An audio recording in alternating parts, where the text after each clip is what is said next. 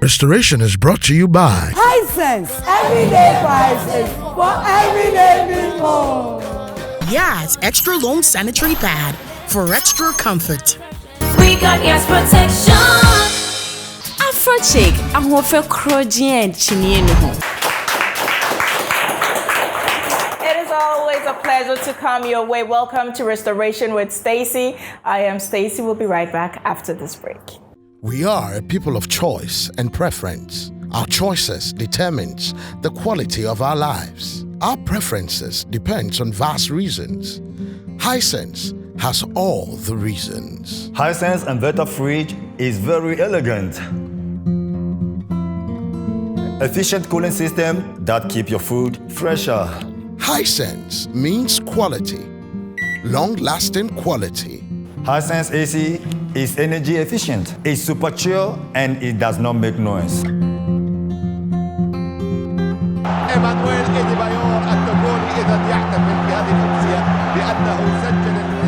Watch all your seasonal football matches on Hisense TV. Only Hisense gives you 5 years warranty. Hisense everyday prices for everyday people. Hisense, life reimagined. Enwi ne efese. Enwi a kono. Afro chick enwi. Emuto kama. Afro chick enwi emma ho fesun kokra. Afede natural hair phones when your hair extension. And how old so Afro chicken really be new border fem boko. A natural as a sexual obi who difference. Afro chick HBS ne kofa by Obenya e wokoko mlemle ye Benjoy FM. Frey 0202 747464. Afro chick ahofe crojien chinienu ho.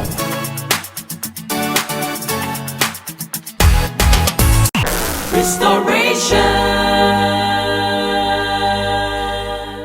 A very big thank you to La Palm Royal Beach Hotel, GTP New Style for my fabric, affiliate of ABS Collection, for my outfit. To Vic D, thank you very much for styling my hair. And my hair was done by Harry's Professional Studio at Exhibition Danceman.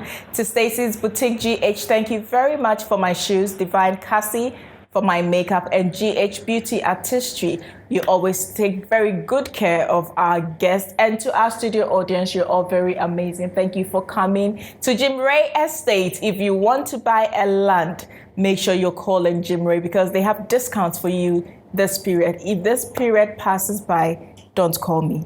Just like it happened for the buy two get one free promotion. Make sure that you're calling them. Thank you to the Souza Catering for taking care of us today. We are so grateful. And of course, Kofi Africa Photography and Frame Masters. Most of the time, we meet people for various reasons, not just for meeting's sake.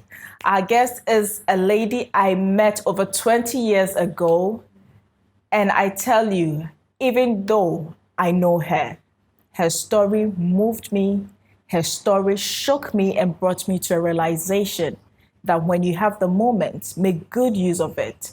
And sometimes that moment can also bring you to face very harsh yet painful realities. Please let's welcome our guest, Dilys Sillah. Hi, Dilys. Hello, my love. How long has it been? Over 20 years. Over 20 years. It's been but it some feels time. like Yesterday. Yeah, I was just saying that it's been. When I knew Dilys, I wasn't a star. I was just trying to find my way in this industry. And you haven't changed. Is it? No. Is it? And what I love about you is the fact that you haven't changed. And you don't know this, but I use your story to advise a lot of people that you respect people wherever you meet them in life. Because it's not where you start, it's how you finish. And when we met, I was supporting this big star but I'm on your show. You're not on my show. You're still huge. Yeah, but, You're still but I'm on huge. your show, you know, and it. that's how life should be. Respect people where they are. You were humble, then you haven't changed. So I'm very proud of you. So I just think it's amazing. Thank you very much. And Dilys is such a huge star. Like most of you have seen her at the school, you think. You don't know. She's a singer, she's a speaker, she's a life coach. And when I say speaker, I mean a huge one. She's a TEDx speaker. And she's a lifestyle coach. She's a mother. And the latest one I love is being the author of this book, Not This Widow. You're amazing. Thank you. Let's give it up for her. How do you make it happen? Because when I met you, you were this huge gospel star, but you made it so funky, so easy, and you opened for Joe Thomas during the Festival of Life concert. That was when I got to meet you. And I didn't even know you were Ghanaian. Brofo, that's Sister Yano. And you know what? The girls would talk about her, and she could speak Chi. And she would listen to them. So one day I was in her room, she was like, oh, Pacho, on far away, mommy. And I had a shock of my life. Like, Sister Ati, you had an yes, How have you managed to keep it together all these years? I just think it's just my natural persona. I'm not somebody who has a pity party. So when stuff needs to get done, I just get it done. And I'm one of these people, I'm like, act now, complain later. I'm very practical. You need the results, yes. Not the reports. Yes. Like you know, my husband would yes, say. I'm very high level like that. You know, just give me the snapshots, give me the results. And, you know, I manage, that's very much my style as well. So I think that's how I've kind of been able to, I think, just keep things together, be practical, don't panic. I'm not this kind of, you know, like in the movies, you'll see the woman just scream, and that would not be me. I'd be like, okay, right, there's a murder in the house, yeah? Are there any weapons? Where's the window? How are we going to get out of here? And then, you know, then we can cry and scream later. That's just how I am. For most people, when you grow, when you get to a certain age, and it's like the African mentality, the obvious needs to set in. You need to get married, you need to have children. But you have said you went a while and it wasn't coming. Were you worried at any point? No, not even slightly. Because I've always had guys that wanted to marry me. So, but for me, I believe I'm the prize. I don't wait to be chosen. I do the choosing. And thankfully, I have the kind of mother who thinks her kids are so fabulous that for her, it's like, oh. So I thankfully did not come from an African household where there is that pressure. Yes, that as females, we were put in that box that get married, have children, just find a good husband. I came from the kind of household was, hey, me you can be anything and you can go anywhere. So with that kind of backing and that kind of belief, thankfully, we didn't fall into this cultural foolishness of having to be placed in that box where far too many of our young women are. That's why we're in terrible marriages, because I don't want to be a divorcee. I would rather be divorced and smiling than to be married and damn miserable. But it's about the value that you place upon yourself, because too many times our whole identity is wrapped in the marriage. We cease to exist without the marriage. And I'm so thankful that as much as I loved my husband and vice versa, you see a lot of my, posts when I'm talking about relationships and marriage, and I'd flash my ring and say, this does not define who I am. And now that my husband is gone, this still does not define who I am. So it's so important as women, find out what your own destiny is. That man comes to enhance it. Absolutely. Absolutely. And I actually took 2 days to read your book. 2 days. Because it keeps you on the edge. It's like you feel like when you put the book down, it's going to get lost. So you just want to get everything within the moment you can.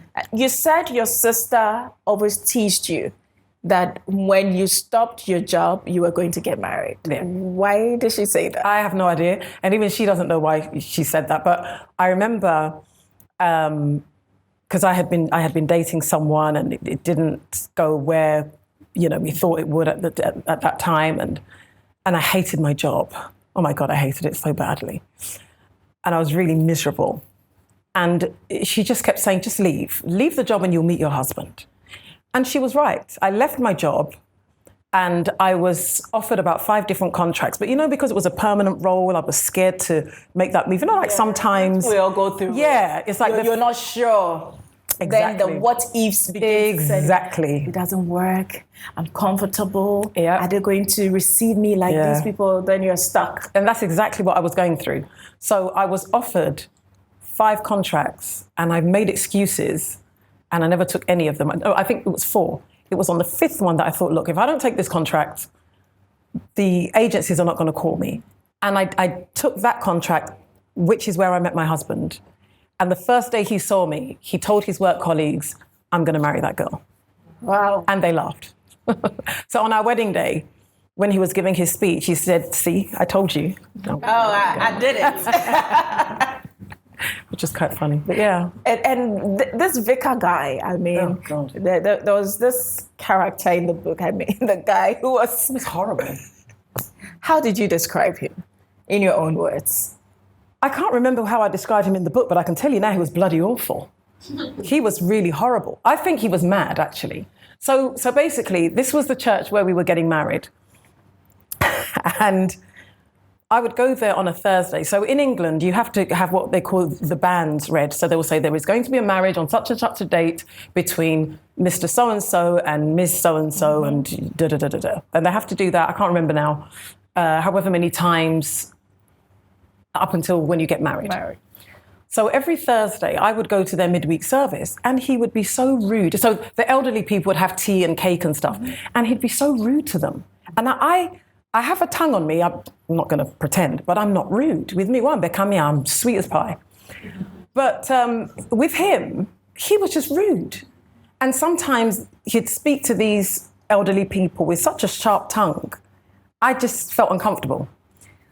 So when we were getting married, I put on the wedding invitations that the ceremony was going to start. I think I put 12:45, but it was actually starting at 1 p.m. because Africans are always late. Always late. And I thought, I want people to be on time because I was not going to be one of those brides that you're there keeping people for 2 hours. I'm not into that. So when he found out, because you have to send the order of service to the church. So when he saw it, this man called me and he went absolutely mad. He called me and said, how dare you change the time of the wedding at my church? He went ballistic. He went absolutely raving mad. I have a good mind to cancel your wedding. How dare you? You know what? I thought Satan is at work today. So I decided not to respond because this was literally 2 weeks before the wedding. So if you flip, I knew you can just listen, say, I'm not doing this. I knew that he was, when you can tell that somebody's just goading you, and I'm like, Satan, not today. So all I said to him was, I will not allow you to speak to me like that. And luckily for him, I was on the underground. So like in London, you've got like the tube. Mm-hmm. So sometimes you go through tunnels and you don't have any reception. God was smiling on him because we went through a tunnel. And I think at the point at which I was thinking, maybe I might just need to tell this guy who he's actually talking to, the line cut. So that was the end of that. I just didn't say anything. I didn't call him back, but he was absolutely disgusting. When the day finally came, how did you feel? I mean, when you've waited quite long and most of your friends, I'm sure, were married, some with kids and all of that. But that never bothered me. I have to really make this point. I have never been that woman that has felt, oh God, all my friends are getting married. Listen, marriage has always been there for me if I wanted it. Like I said, for me, I wasn't like, when are they going to marry me? Boyfriend, when will I decide to marry you? Do you understand? So I didn't have that. And I've always believed that everybody's destiny is different. So, one of my best friends got married 10 years before I did. And I was so happy. In fact, when she met her boyfriend, she wasn't quite sure. And I'm like, don't be stupid. This is a good guy. And they're still married now. Wow. This is a good guy. And considering I was with my husband for 17 years, these guys have been married forever. I'm like, this is a good guy. I said, I'm not going to be one of those friends that just because I'm not even in a serious relationship, I will be discouraging you. I know this guy is a good guy. But I thought, yo, I don't need you. She married him. And she got married.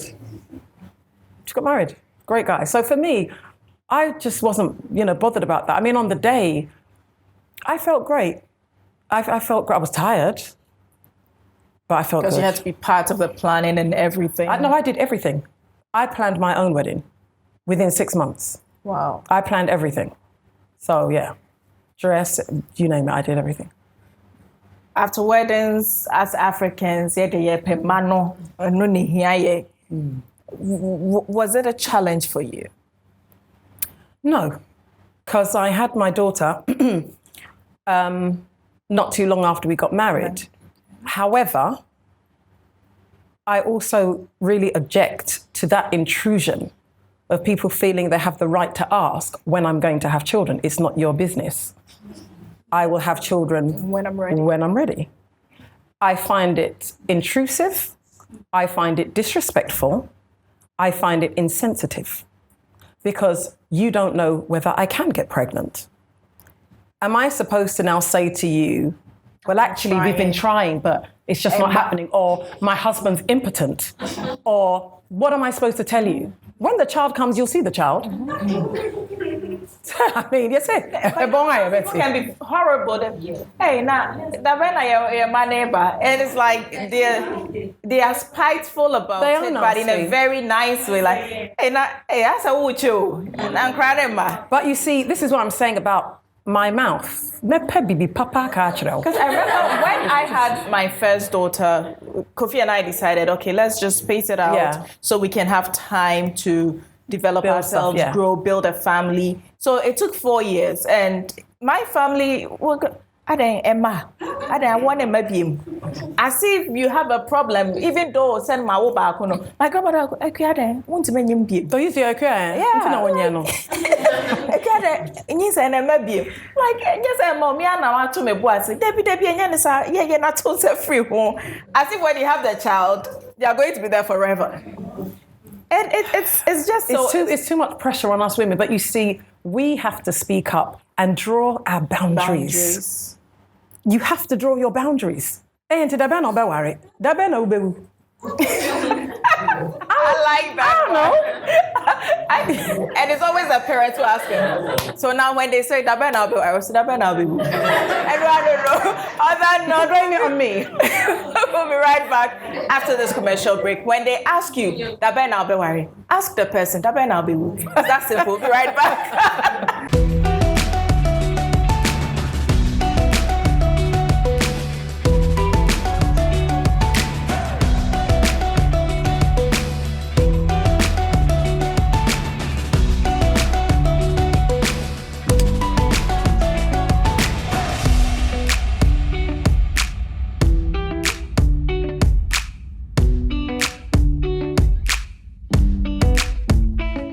GTP, timeless. I remember the days I just couldn't go to the gym because it was that time of the month.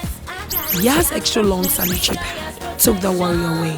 Easy. Yas comfort, I got Yas confidence, I got Yas. The new Yas extra long sanitary pad is the joy of every woman. It is extra absorbent and fits perfect. Don't allow anything to hold you back when it's that time. Wow. Yes. Feel confident, stay fresh. Hi, is it supposed to be that time of the month? Yes. Yes, confidence, I got. Yes. We got yes protection, I got. Yas extra long sanitary pad for extra comfort. We got yes protection. Ewine FSC. Ewia Akono. Chicken, you know. Come on.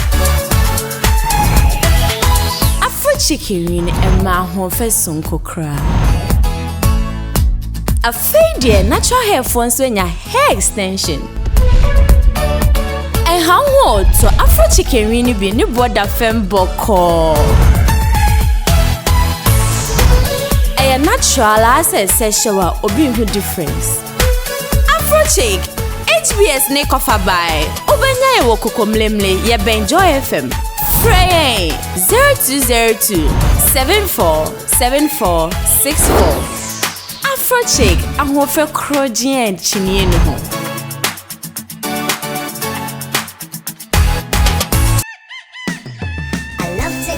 Tasty breakfast in the morning, something delicious and healthy, filled with vitamins. That's my day right, makes me so bright, keeps my body happy. Let me tell you about what I eat. It's my secret. Hooch, crunchy, crunch, cornflakes. Hooch, crunchy, crunch, cornflakes. Hooch, crunchy, crunch, cornflakes. Hooch, crunchy, crunch, cornflakes. Wow! I say hooch, crunchy, crunch, cornflakes. Hooch, crunchy, crunch, cornflakes. Crunchy! So bet tomato we are. A chance of bet me swat away. Who best dance what we are assassin. Assassin so there, the name water for more. Monsoon you. Our Jimmy Ray Company Limited. Mammy Mau deal. South February Musumi win. And the copy match a real. The American say for brand new assassin. Oh, we are you that. If it's Jimmy Ray Company Limited. We enjoy brand new color TV. 32-inch. What are ya? Near the amount. When you're from Energy Promo. And this is a woman say, assassin of one and Cassab.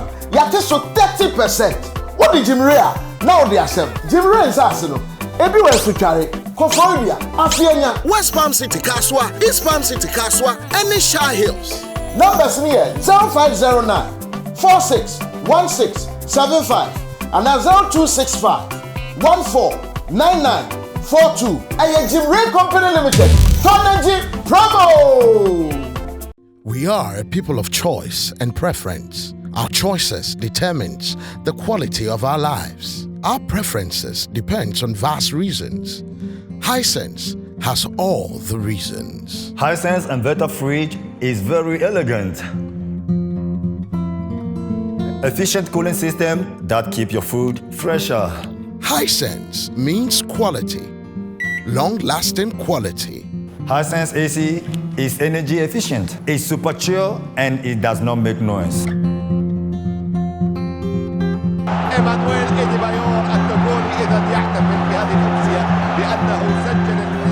Watch all your seasonal football matches on Hisense TV.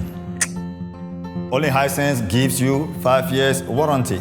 Hisense everyday prices for everyday people. Hisense, life reimagined.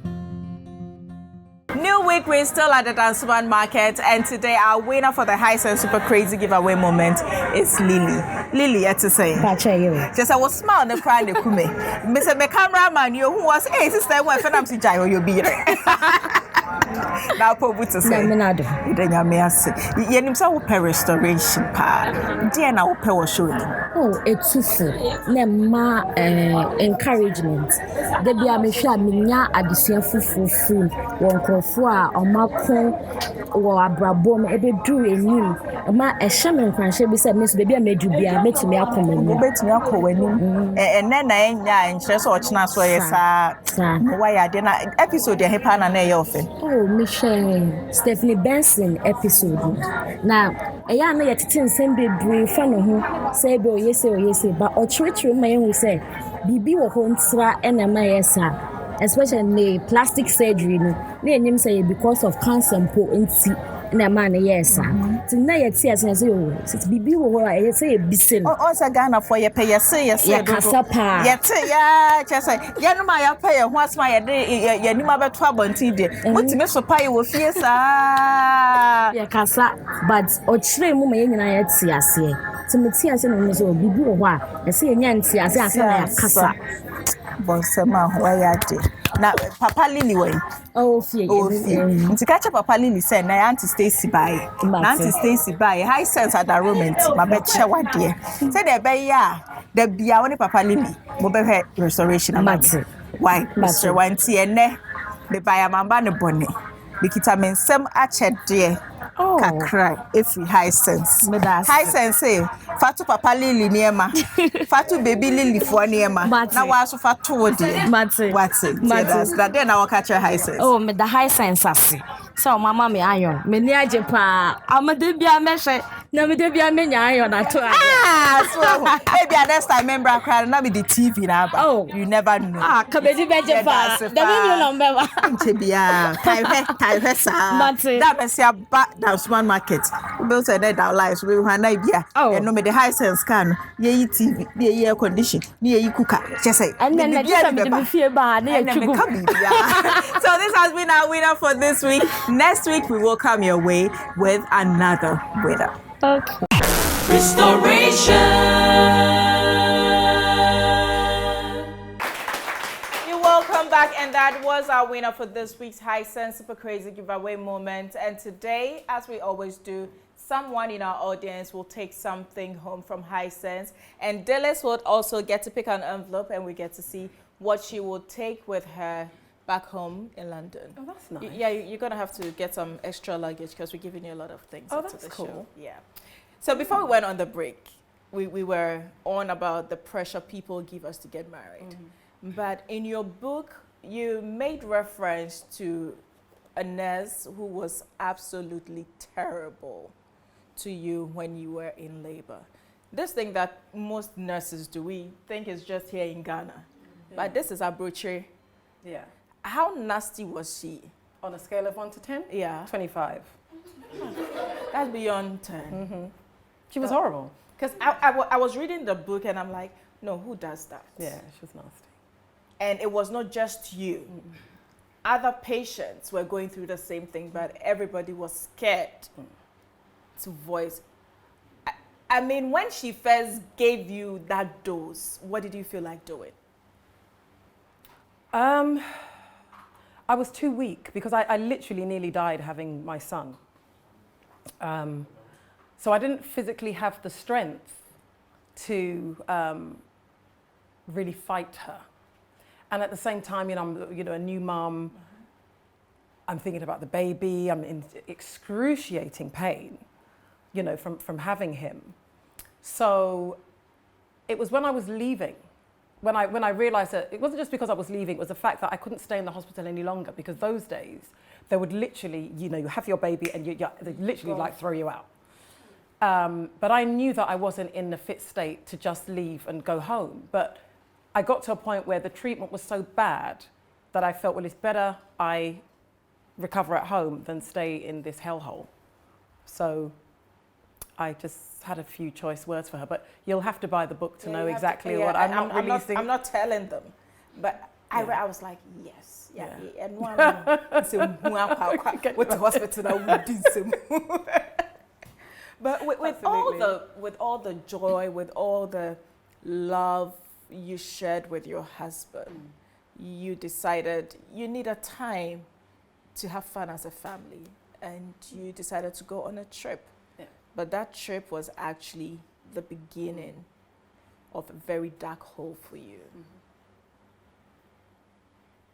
When you were having that trip, did it ever dawn in your spirits that don't go? There are times you're traveling and like... No, it was the opposite. Because, to be honest, we would go away every summer. We'd go away for maybe about 10 days. But we were both really tired. He was really tired from work. I was really tired from work. And I said, look, because I'd had a really bad experience at one of my old contracts. And I wasn't able to work for some time. So I said, okay, this trip, let's have 2 weeks where we can really, really relax. And let's start to, self-assess, look at where we want to go, the changes, the lifestyle changes that we need to make, because clearly we needed to make some. So no, we were really looking forward, to the holiday. But as you said, it was just the beginning of the end, really.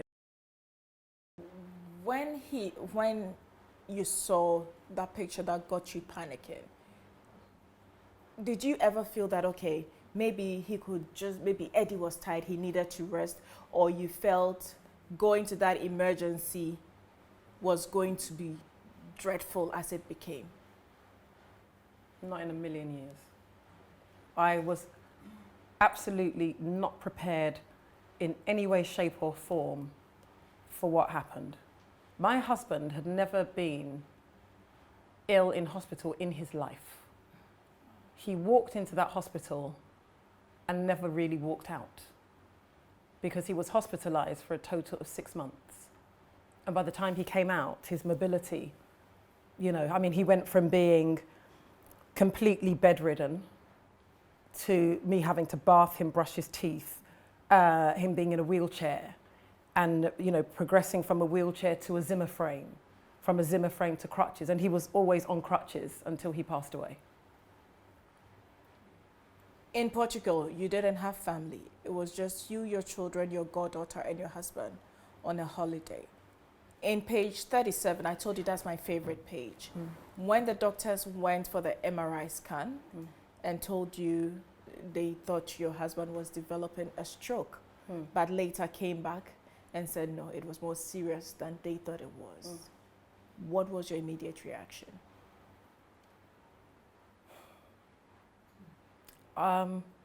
Shock. I remember being in the room and he being really scared. Because out of the two of us, I was the stronger one. But even I was afraid. I was shocked. I was really shocked. And I think I was more shocked at the fact that there was a neurologist, a neurosurgeon, and a doctor, 3 of them, in the room. And I was stunned. And I was like, well, they were asking permission to do this operation. And I'm like, well, we can't say no, can we? Because they said to us that, listen, it's a life or death situation. Yeah, you know, your husband will either have a blood clot to the brain, which will kill him, or any sudden movement, he will be paralyzed from the neck down. We can't allow him to leave. This is out of the blue. Not planned, not budgeted for. No symptoms, nothing. We were having lunch at the beach and he just felt unwell. And from there, we walked into the hospital in the month of August, and he came out of the hospital in January. August, September, October, November, December, January. Yeah, just short of 6 months the following year. So you had moved from being in a hotel or an apartment, your vacation home, to being in a hospital 24/7. When you met these 3 doctors, what were the thoughts running through your head?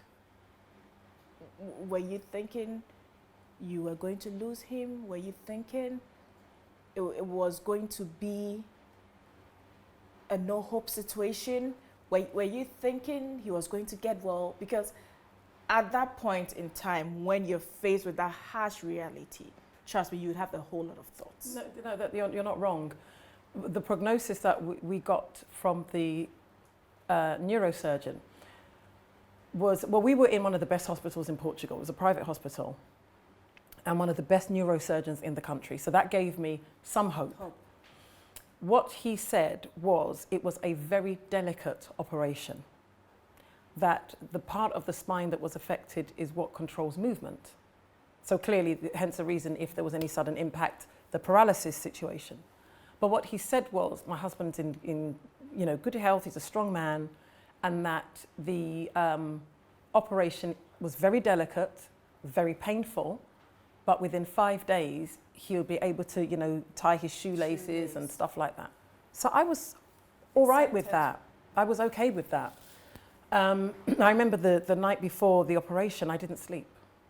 I mean, for the first time, I was awake for 24 hours.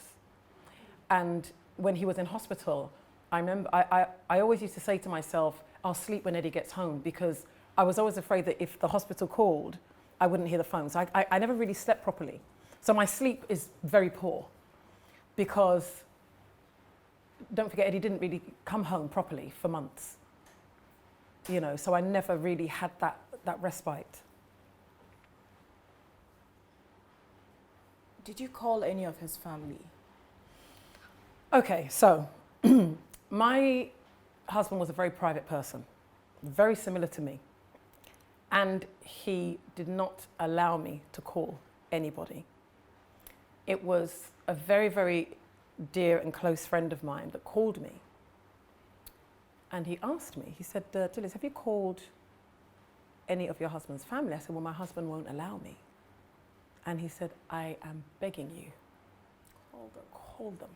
Talk to your husband and call them, because if anything happens to him, they will blame you. Now, for me, that was like speaking gibberish, because that statement right there made no sense to me. I didn't know that this was a thing. I didn't know that people could lose husbands and that you're accused of killing them. I didn't know this. So I didn't take that warning as seriously as I should have, though I did heed to it anyway, because I did speak to my husband. I said, Eddie, you know, you've got to call, you know, your sister, at least who he's very close. He said, look, they're all the way in Sierra Leone, because my husband was not Ghanaian, he was Sierra Leonean. You know, they're all the way in Sierra Leone, it's just going to worry them. And don't forget, at that time, the prognosis was quite positive. Mm-hmm. So after 5 days, why would you call the family and worry them? But in the end, he did relent, and he did speak to them.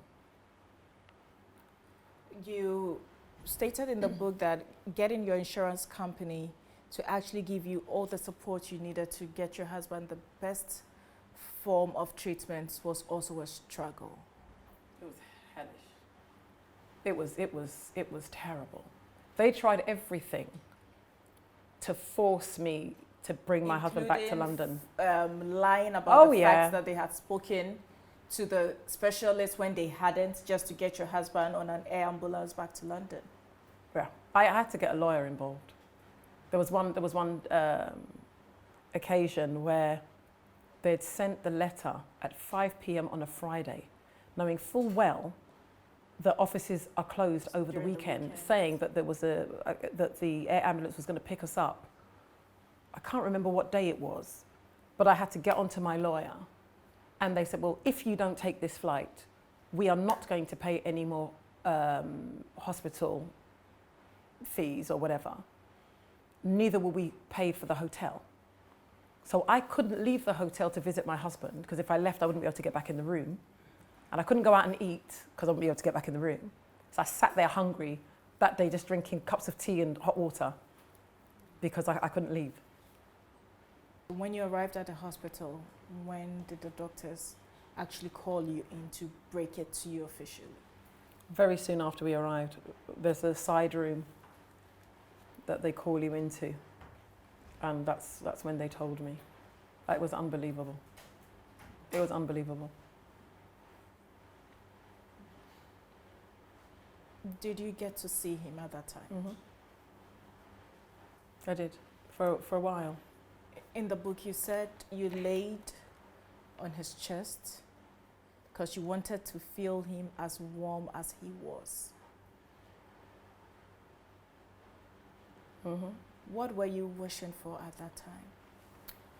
Not to forget. I think for me it was about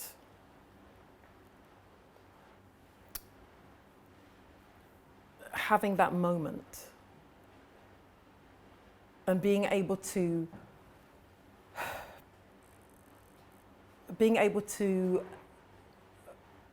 just package that moment and remember it. Because one of the things that helped me, and you know, I've spoken to a few women who have lost their husbands, and what I said was I saw my husband before the burial. That was very helpful for me because he looked different. It had been about a month. He did not look the same.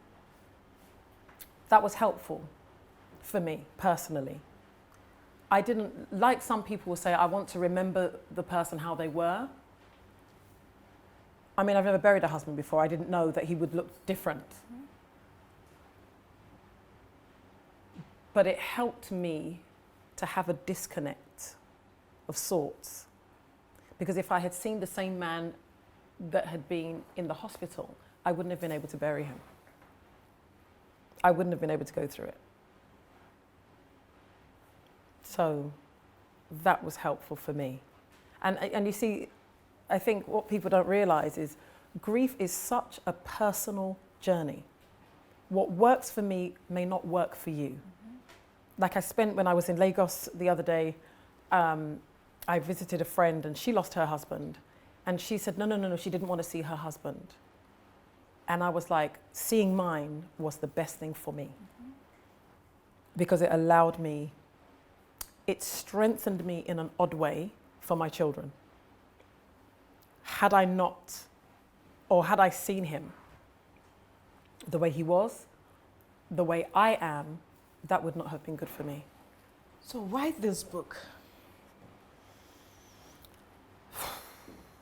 Why not this book? You know, let me go back further. I didn't know that I would have a need to write a book. I had no clue what was going to follow after losing my husband. I did not know that women lose their husbands and they are automatically witches that killed their husbands. I didn't know that. In this age and time. Yeah. And people might assume that, I live in London, so what? Made no difference. So my motivation for writing this book was to say, hey guys, this is what happens when you lose your husband. Don't you think we need to do something about it? This is not right that we women are put through this. What I didn't bank on was not being unique. I did not realize that so many women face the same nasty, demonic, evil, and wicked treatment. I didn't know that. So that I felt that sharing my story, and there's stories of 4 other women contained in the book as well. I also wanted to talk about how we can manage and cope with grief and how we can grieve authentically, not doing the whole, it is well nonsense. Because there are times you just need to say it as it is. Because even though you were grieving, you had some of your husband's family not respecting the fact that you were grieving and still wanted to provoke you. Oh, yeah. And as much as you kept your cool, my favorite was the part where they did not know you could speak their language. Yeah. And after saying everything they wanted to, you then decided to change the dialect to their language. Yeah. Then they realized I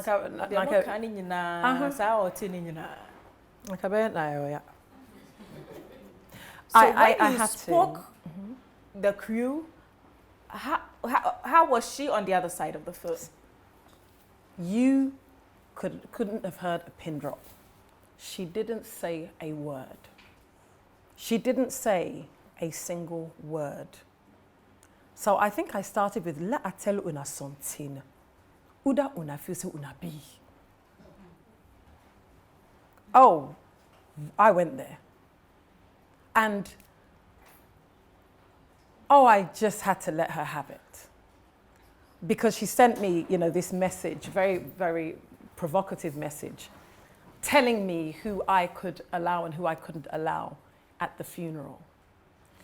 And having the audacity to tell me that she wants to hear from me by the end of the day. I'm like, this woman really doesn't know who she's dealing with. I thought, you want to hear from me by the end of the day? You're going to learn today. So she heard from me by the end of the day. And she wished she didn't. And if I'm honest, I think that message she sent me was the catalyst for me writing this book. Because it was the height of disrespect, disregard, and sheer, such lack of compassion. And I thought, I cannot believe that at a time like this, that you would even find it within yourself to do that as a fellow woman. Unbelievable. Unbelievable. Were you close to them? I was close to some of them. Well, his sister I had a great relationship with. Some of his cousins I had a great relationship with. She in particular, I wasn't close to her. She claims to be so close to my husband. My husband was sick for nearly 4 years. I don't recall ever seeing you in my house. I don't recall you ringing to say no. I don't recall you ever ringing to say, how are you doing? No. So when you say you're close, like how? You know, but the person passes away and then all of a sudden you realize you have a relative. No, that doesn't wash with me at all. What were some of the things they put you through at that time? Well, you're talking within 48 hours of my husband's passing. They were already having meetings behind my back saying that I'm disrespecting the family. They're trying to call me and they can't get hold of me. How would you honestly believe that I would be available? Send me phone da hona. Send me a party intino. What the hell? Like seriously. Wouldn't you be worried if every time you called, I'm picking up the phone? Yeah. We don't even do that. You are grieving. We don't even have our phones. In our culture, we're not even allowed to talk. Even in their culture, you wouldn't have your phone. That's why I had to ask the cousin if I was sedated for the first 3 days, and I had to take sedatives. You don't know.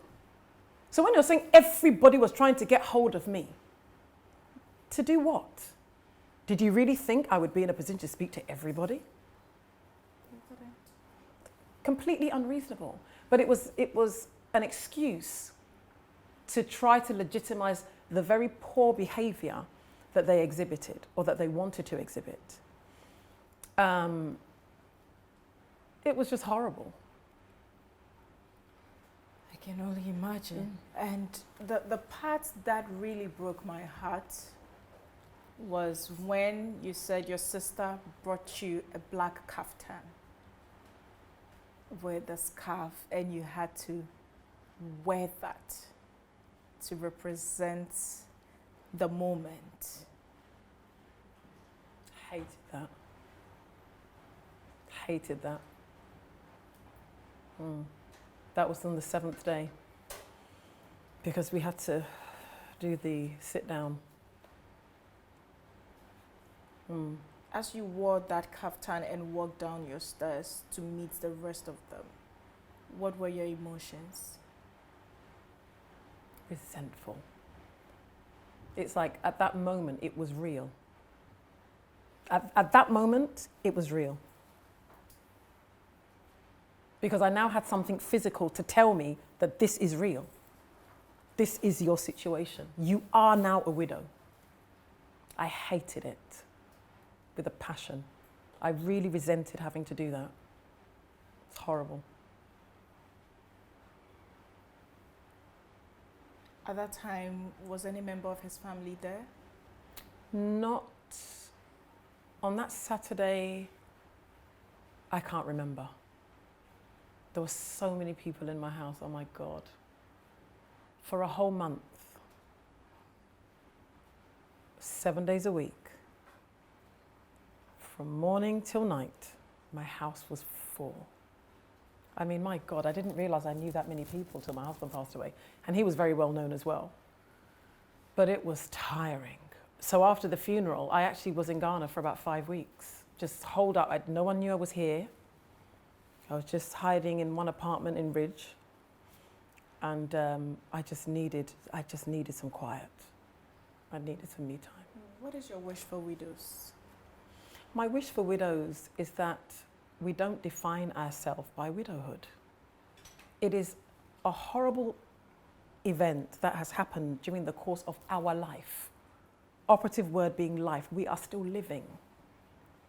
But we need to understand that we're still here for a reason.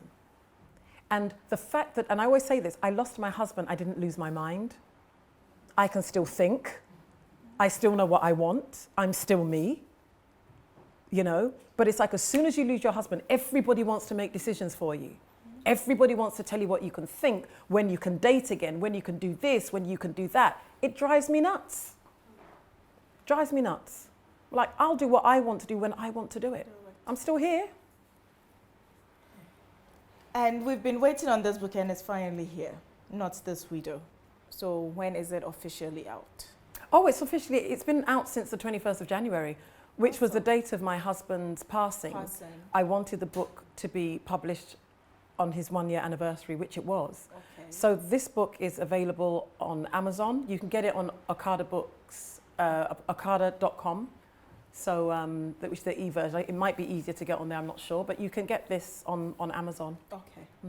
This is going to be such a breath of fresh air for all women, not just widows. No. You can relate, even if you've not lost your husband. That's right. It sets your mind to face certain realities. Absolutely. Things you can actually guard against in case it happens to you. Thank you very much for coming. Thank you for having me. So now it's your turn. It's our High Sense Super Crazy giveaway moment. So who is our winner for today? Yay!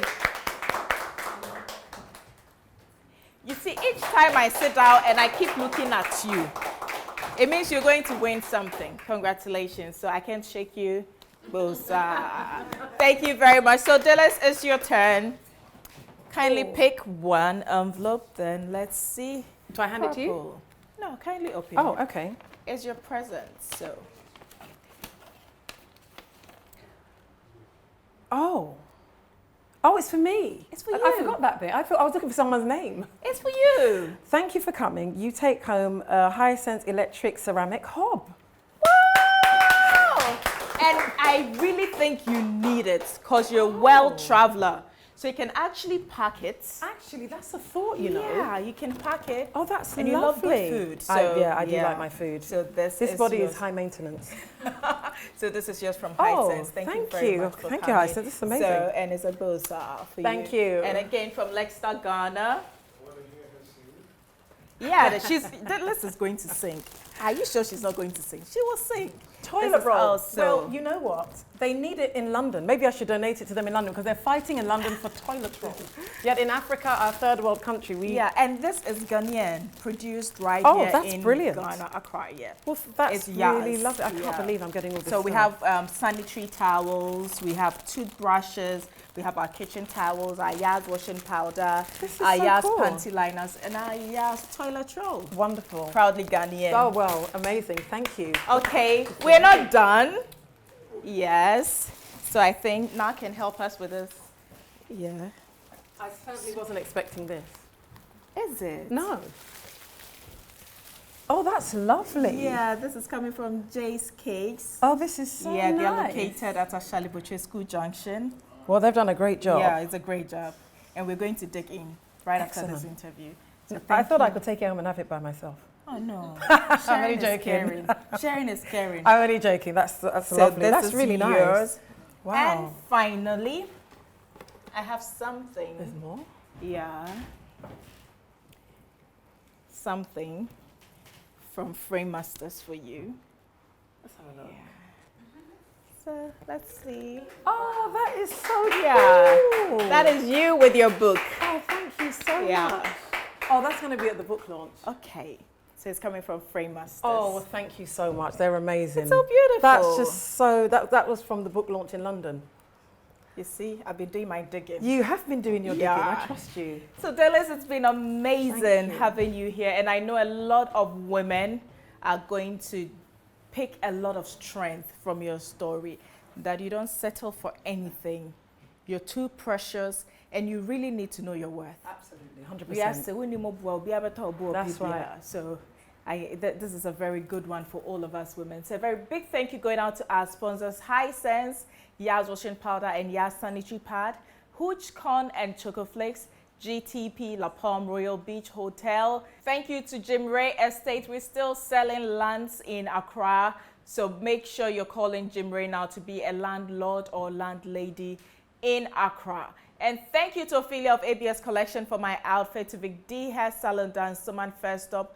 Thank you for styling my hair. My hair was done by Harry's Professional Hair Studio at Exhibition Dance Suman. Divine Cassie, thank you for my makeup. GH Beauty Artistry, thank you for taking good care of my guests.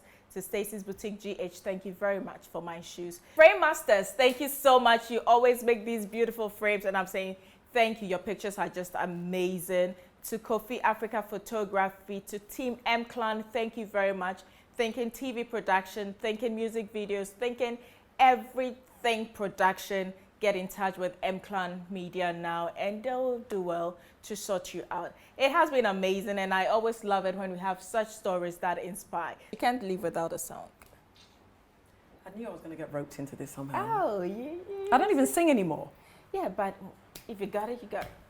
Okay, I'll sing a little, like a few bars of, there may be mountains that I might have to climb, and there may be battles that I might need to fight, but victory or defeat, it's up to me to decide. Oh, how can I expect to win if I never try? There you go. Woo! I didn't want you to stop. Oh, wow. No, I will make sure you go back to the studio. I mean, do you want her to sing? She shouldn't stop, right? So just as you've written this book, I'm expecting a single. Okay. Please. For me. If not for anybody, for me. A lot of people have been asking me recently, maybe God is trying to tell me something, I don't know. We'll see. But you always have to remember, you can do all things through Christ who strengthens you. We'll see you next week. Welcome to the end of the tunnel. I see a bright light shining through, and it's just for you.